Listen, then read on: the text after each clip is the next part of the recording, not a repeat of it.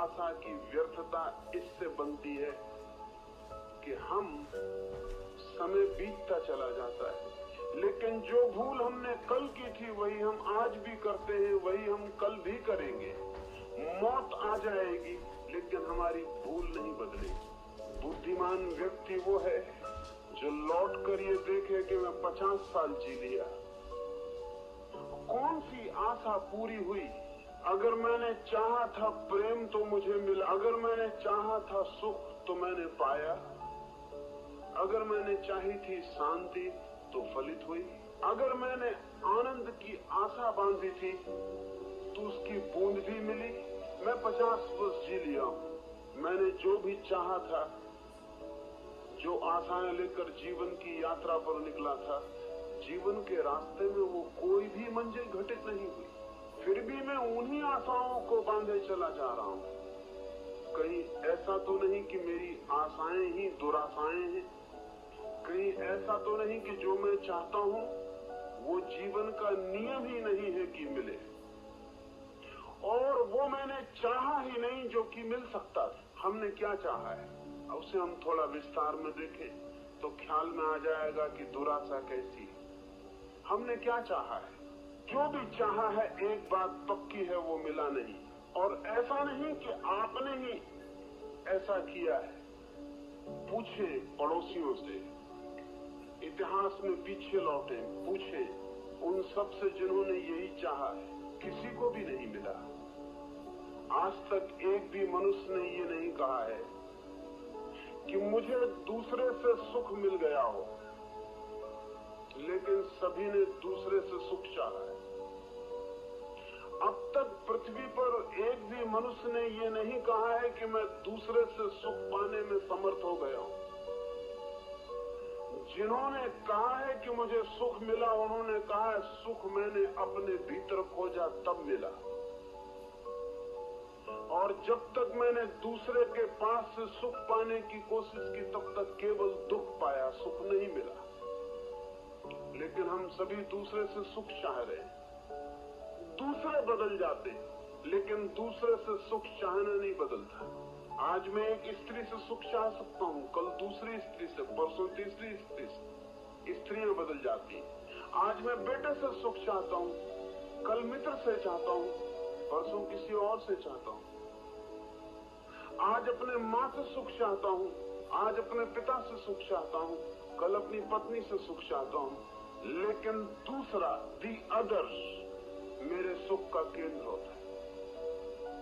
और मनुष्य के पूरे इतिहास में एक भी अपवाद नहीं है, एक भी एक्सेप्शन नहीं। एक भी मनुष्य ने ये नहीं कहा है आज तक कि मुझे दूसरे से सुख मिला, आपको भी नहीं मिला है।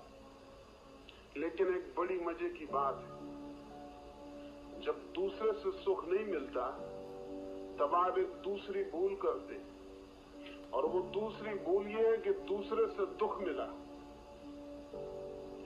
जब दूसरे से सुख नहीं मिल सकता तो ध्यान रखना, दूसरे से दुख भी नहीं मिल सकता। भ्रांति एक ही है। कोई सोचता है दूसरे से सुख मिल जाए, ये हो नहीं सकता, क्योंकि सुख की सारी संभावना स्वयं से खुलती है, दूसरे से नहीं खुलती ही नहीं। ठीक वैसे ही जैसे कोई रेत से तेल निकालना चाहे और ना निकले, इसमें कोई रेत का कसूर नहीं, रेत में तेल है ही नहीं, दूसरे में सुख है ही नहीं। लेकिन जब दूसरे में विफलता आती है, जो कि आएगी ही, तो हम सोचते हैं दूसरे से दुख मिला। ये दूसरी भूल है, क्योंकि जिससे सुख नहीं मिल सकता उससे दुख भी नहीं मिलता। तब दूसरा सूत्र आपसे कहता हूं, सब दुख स्वयं के कारण मिलते हैं और सब सुख स्वयं के कारण मिलते हैं। सुख और दुख का केंद्र स्वयं की तरफ है, लेकिन हमारी आशा के जो तीर हैं वो दूसरे की तरफ लगे रहते हैं। ये वृथा आशा है, और ऐसा व्यक्ति मूढ़ है। मूढ़ वो इसलिए है कि वो जीवन के नियम को समझ ही नहीं पा रहा, और जीवन का नियम प्रतिपल प्रकट हो रहा है। जब भी चाहोगे दूसरे से सुख, तत्काल दुख मिलेगा। ये दुख दूसरे से नहीं मिलता, दूसरे से सुख चाहने के कारण मिलता है। आपने नियम के विपरीत चलने की कोशिश की, इसलिए दुख मिल जाता। आपने नियम के प्रतिकूल बहने की कोशिश की, टांग टूट जाती। आपने नियम के प्रतिकूल चलने की कोशिश की, दीवार से सिर टकरा जाता है। इसमें दीवार का कसूर नहीं है, दीवार निकलने के लिए नहीं, निकलना हो तो दरवाजे से निकलना चाहिए। लेकिन अगर आपका एक दीवार से सिर टकराता है तो आप तत्काल दूसरी दीवार चुन लेते हैं कि इससे निकलने की कोशिश करेंगे, और जिंदगी भर दीवारें चुनते चले जाते हैं और वो जो दरवाजा है उसे चूकते चले जाते हैं। एक दीवार से उगते हैं तो दूसरी दीवार को पकड़ लेते हैं, दूसरे से उगते हैं तो तीसरी दीवार को पकड़ लेते हैं, लेकिन दीवार को नहीं छोड़ते। हर आदमी दुखी है। दुख का कारण जीवन नहीं है, दुख का कारण जीवन बिल्कुल नहीं, क्योंकि जीवन तो परमात्मा का स्वरूप है, दुख वहां हो नहीं सकता। दुख का कारण है जीवन के जो शाश्वत नियम है उनकी नासमझी।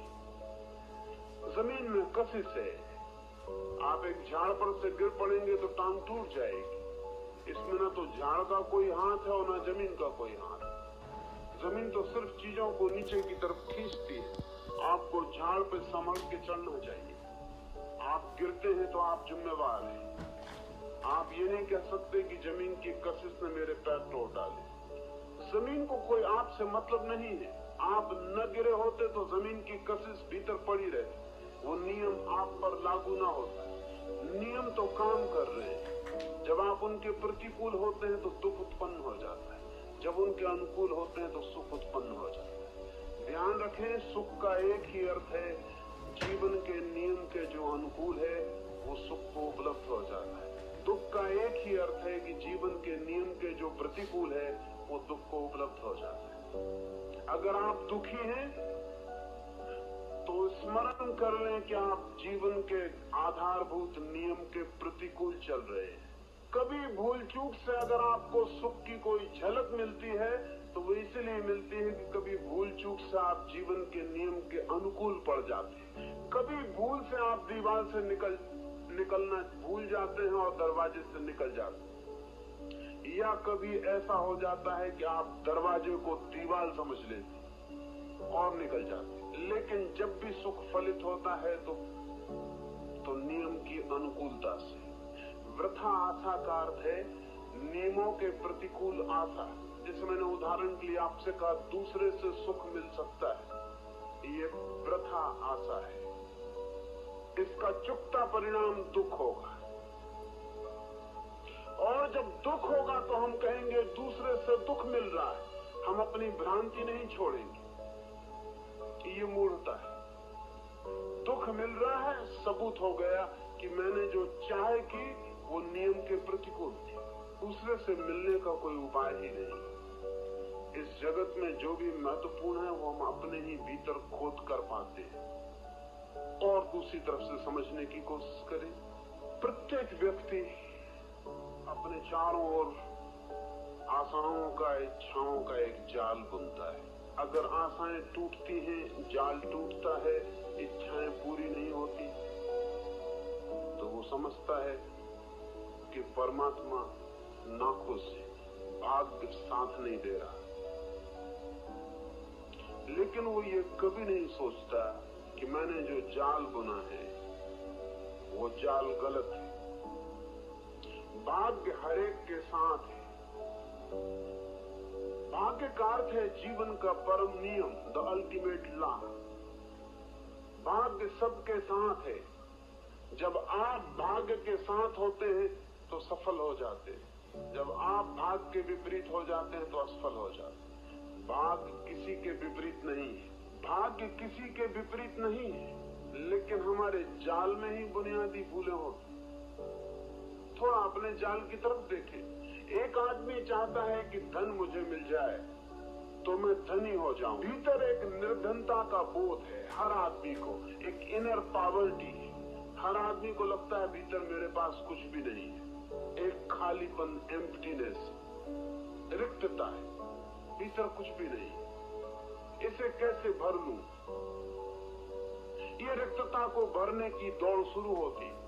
कोई आदमी धन से भरना चाहता है, गलत जाल रचना शुरू कर दिया। क्योंकि ध्यान रहे धन भीतर नहीं जा सकता, और भीतर है निर्धनता, और धन बाहर रह जाएगा। धन भीतर जाता ही नहीं। इसलिए एक बड़ी मजे की घटना घटती है, जितना धन इकट्ठा होता है उतनी भीतर की निर्धनता और प्रकट होने लगती है। इसलिए अमीर आदमी से ज्यादा गरीब आदमी जमीन पर खोजना मुश्किल। इसलिए कई बार ऐसा हुआ कि अमीरों के बेटे बुद्ध और महावीर अमीरी को छोड़कर सड़क पर भीख मांगने चले। ये बड़े मजे की बात है। जैसे ही किसी मुल्क में अमीरी बढ़ती है, वैसे ही उस मुल्क में भीतरी दीनता का भाव गहन हो जाता है। जब तक मुल्क गरीब होता है तब तक भीतरी गरीबी का पता नहीं चलता। आज पश्चिम के सभी विचारक आंतरिक दरिद्रता की बात करते हैं, चाहे सार्त्र, चाहे कामू, चाहे हाइडेगर, वे सभी ये कहते हैं कि आदमी भीतर बिल्कुल खाली, एम्प्टी। इसको हम कैसे भरें? गरीब आदमी को पता चलता है पेट खाली है, अमीर आदमी को पता चलता है आत्मा खाली। पेट को भरना बहुत कठिन नहीं है, आत्मा को भरना बहुत कठिन। असल में पेट खाली होता है तो आत्मा के खाली होने का ख्याल ही नहीं उठ पाता। इसलिए असली गरीबी तो उस दिन शुरू होती है जिस दिन ये बाहरी गरीबी मिटती, उस दिन असली गरीबी शुरू होती। एक और गहरी गरीबी है, उस गरीबी को भरने का भाव मन में होता है, क्योंकि खाली कोई भी नहीं रहना चाहता। खाली होना पीड़ा है, भरापन चाहिए, फुलफिलमेंट चाहिए। कैसे उसको भरे? आदमी धन इकट्ठा करने में लग जाता है। नियम की भूल हो जा रही। धन इकट्ठा हो जाएगा तो भी भीतर भर नहीं सकता, क्योंकि बैंक बैलेंस किसी भी तरह इनर बैलेंस नहीं बन सकता। वो तिजोरी में भरता जाएगा, आत्मा में कैसे धन जाएगा? तो जो आदमी धन इकट्ठा करके सोचता हो कि मैं भरापन पालूं, वो व्यथा आशा कर रहा है। अगर असफल हुआ तो असफल होगा ही, अगर सफल हुआ तो भी असफल हो जाएगा। इसको और ठीक से समझ ले। अगर असफल हुआ, धन न कमा पाया तो असफल होगा ही, क्योंकि जीवन दुख से भर जाएगा, फ्रस्ट्रेशन से, विषाद से। इतनी कोशिश की और धन भी न कमा पाया। और अगर सफल हो गया तो और भी बड़ी असफलता अनुभव होगी कि धन कमा लिया, पूरा जीवन गंवा दिया और धन का ढेर लग गया और मैं तो खाली का खाली। कठिनाई धन में नहीं है, बुराई धन में नहीं है, धन का कोई कसूर नहीं है। आपको नियम की समझ नहीं। आप उससे भरना चाहते थे भीतर की कमी को जो भीतर नहीं जा सकता। इसमें धन का क्या कसूर है? फिर ये पागल धन को गालियां देना शुरू करेगा। दूसरी भूल शुरू हुई। फिर ये धन को गाली देना शुरू करेगा कि धन पाप है, कि धन बुरा है, कि धन में छूना नहीं चाहता। ये वही की वही भूल है। धन का इसमें कोई कसूर नहीं। धन क्या कर सकता है? धन बाहर की चीज है, बाहर के काम आ सकता है। उसे भीतर भरने की कोशिश आपकी भूल थी, धन का कोई कसूर न था। तीसरी तरफ से देखें, एक आदमी यश पाना चाहता है, प्रतिष्ठा पाना चाहता है, अहंकार पाना चाहता है, जाना जाए कि वो कोई है। एक अर्थ में ठीक है, खोज है ये भी आंतरिक। हर आदमी जानना चाहता है वस्तुतः मैं कौन।